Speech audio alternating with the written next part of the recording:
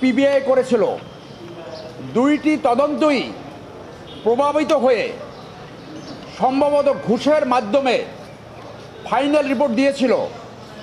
পিবিআইয়ের final রিপোর্টের বিরুদ্ধে আমরা নারাজি দিয়েছিলাম।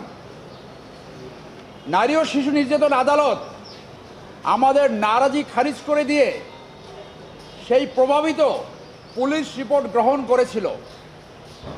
আমরা সেইটার অ্যাগেনস্টে আজকে আপিল শুনানি করেছি। মাননীয় আদালত আপিল শুনানি অন্তে আপিল গ্রহণ করেছে এবং আপিল নোটিশ সার্ভ করার পরে দ্রুত শুনানি করে এইটা পুরো তদন্তে যাবে বলে আমরা আশা করি। ডিজাইন, এলিগেন্স, বিউটি, সেরা পণ্য সবার জন্য জেভিকো। অর্থাৎ এই মামলাটি আবার পুনর্জীবিত হলো। বাকি সব ঘটনা আপনাদের জানা রয়েছে যে এই মেয়েটি 3 সপ্তাহ প্রেগনেন্ট ছিল, তাকে বনানীতে 9 মাস রাখা হয়েছিল, গুলশানে আবার পরবর্তীতে রাখা হয়েছিল।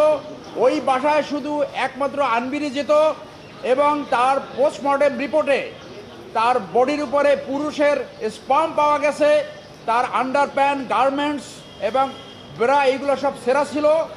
এর অর্থ হলো তাকে ধর্ষণের জন্য তাকে নির্যাতন করেছে। তাকে যে রশির সাথে ঝুলিয়ে রেখেছিল সেইখানে তার পা বাঁকা অবস্থায় খাটের সাথে লাগানো ছিল। অতএব এইটা কোনোভাবেই আত্মহত্যা নয়।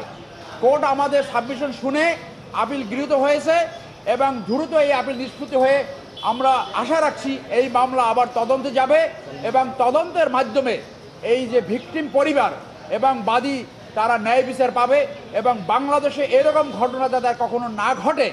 কেউ আইনের উপরে নয়। লর্ড ডেনিং যেটা বলে গেছিল যে যত বড়ই হোক না কেন আইন তার উপরে, সেইটা প্রমাণিত হবে।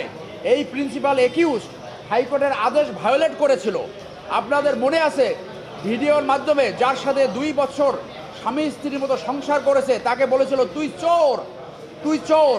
মুনিয়া বলেছিল যে আমাকে বাঁচাও, তার বোনকে, আমাকে না বাঁচালে আমাকে মেরে ফেলবে।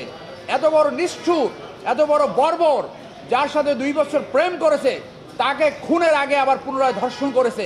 এইটার বিচার যদি না হয় তাহলে আমাদের দেশে ন্যায় বিচার মারাত্মকভাবে বাধাগ্রস্ত হবে। আপনাদের সবাইকে ধন্যবাদ।